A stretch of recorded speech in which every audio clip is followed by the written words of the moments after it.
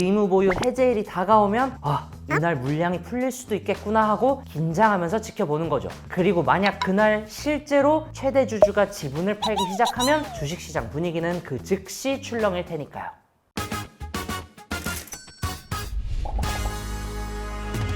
놀면서 현명하게 투자하시죠. 트렌디한 케이스로 K투자를 이야기하는 시간 K스톡입니다. 요즘 뭐든 사전 예약이 대세죠. 핸드폰 신제품 나온다 하면 미리 예약 걸어두고 이 핫한 신작 게임도 사전 예약자만 받을 수 있는 한정 아이템이 있대요. 이것 때문에 아주 경쟁이 치열하다 그러더라고요. 심지어는 아직 본 적도 없는 하늘을 나는 자동차까지 수천 대가 예약으로 팔려나갔다고 하니까 놀랍지 않습니까? 근데 왜 이렇게 사전 예약이라는 걸 할까요? 아무래도 출시일에 갑자기 모든 사람들이 몰리면 혼란이 생기니까 미리 물량을 조율하기도 하고, 또 한편으로는 그날이 오기 전까지 설레고 기대하게 만드는 효과도 있는 거겠죠. 재밌는 건 이런 풍경 투자 세계에서도 똑같이 볼 수 있다는 겁니다.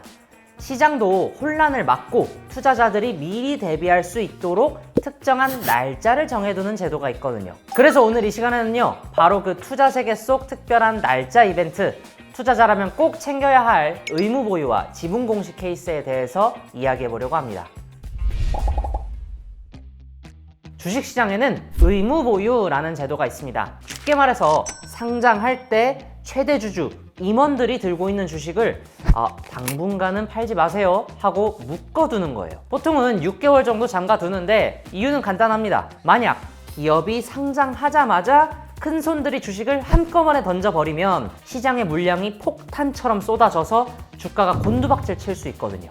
좀 더 쉽게 비유해서 설명을 해보면요, 이 상장 초기의 기업은 갓 오픈한 치킨집인 거예요. 오픈 이벤트로 손님들이 몰려서 북적북적한데 그 타이밍에 갑자기 사장이 가게를 팔고 떠나버린다면 어떨까요? 손님들 입장에서는 여기 좀 문제 있는 치킨집 아니야? 하면서 발길을 끊어버리겠죠. 주식시장도 똑같습니다. 큰 손들이 배짱이전자의 주식을 다 팔아버리면 다른 투자자들도 덩달아서 따라 팔 수밖에 없는 겁니다. 그래서 신규 상장 이후에 일정 기간 동안은 팔지 마세요 하고 잠궈두는 거고, 그 덕분에 시장이 안정적으로 자리 잡을 시간을 벌 수 있는 겁니다. 한마디로 의무 보유는 마냥 주식을 묶어두는 게 아니라 시장 충격을 막아주는 안전벨트 같은 역할을 하는 거죠. 그리고 여기서 중요한 게 바로 의무 보유 해제일입니다. 이날은 단순히 잠금이 풀린 날이 아니라 잠겨있던 물량이 풀려서 시장 분위기가 달라지는 분기점이 될 수도 있거든요. 투자자라면 반드시 달력에 표시해두고 지켜봐야 하는 순간이죠. 이건 마치 아이돌 팬들이 컴백일을 기다리는 거랑 똑같습니다. 팬들 입장에서 자정 땡 하면 신곡이 드디어 나왔다 하면서 스트리밍 돌리잖아요. 투자자들도 마찬가지입니다. 의무 보유 해제일이 다가오면 이날 물량이 풀릴 수도 있겠구나 하고 긴장하면서 지켜보는 거죠. 그리고 만약 그날 실제로 최대 주주가 지분을 팔기 시작하면 주식시장 분위기는 그 즉시 출렁일 테니까요.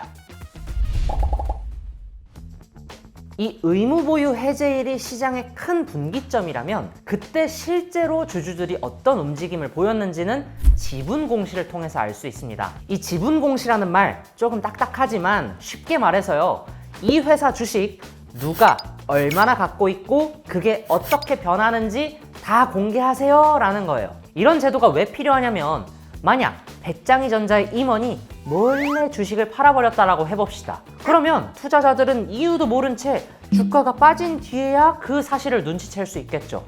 그럼 이미 늦은 겁니다. 그래서 지분 공시라는 건 누가 언제 얼마나 주식을 사거나 팔았는지 시장에 빠르게 알리도록 만든 장치예요. 방식은 크게 두 가지인데요. 먼저 임원 주요 주주 소유 상황 보고라는 공시는요, 회사 임원이나 10%를 넘게 가진 주주가 주식을 사고 팔 때 며칠 안에 언제 몇 주를 샀다 팔았다 하고 알려야 합니다. 예를 들어서 배짱이전자 임원이 자기 지분 5만 주를 팔았다면 며칠 안에 10월 15일 5만 주 매도라는 식으로 공시가 뜨는 거죠. 그리고 또 하나가 대량 보유 상황 보고로 흔히 5% 룰이라고도 부릅니다. 누군가 회사 지분을 5% 이상 확보하면 그 뒤로 1% 이상 더 움직일 때마다 보고해야 하는 제도예요. 예를 들어서 어떤 기관 투자자가 배짱이전자 주식을 5% 넘게 사들였다가 그 이후에 2%를 더 늘리면 이 기관 투자자가 추가로 2%를 매수했다라는 보고가 공시로 공개되는 겁니다. 그래야 투자자들은 지금 새로운 큰 손이 들어왔구나, 혹은 기존 주주가 이제 빠져나갔구나 하고 이 흐름을 읽을 수 있죠.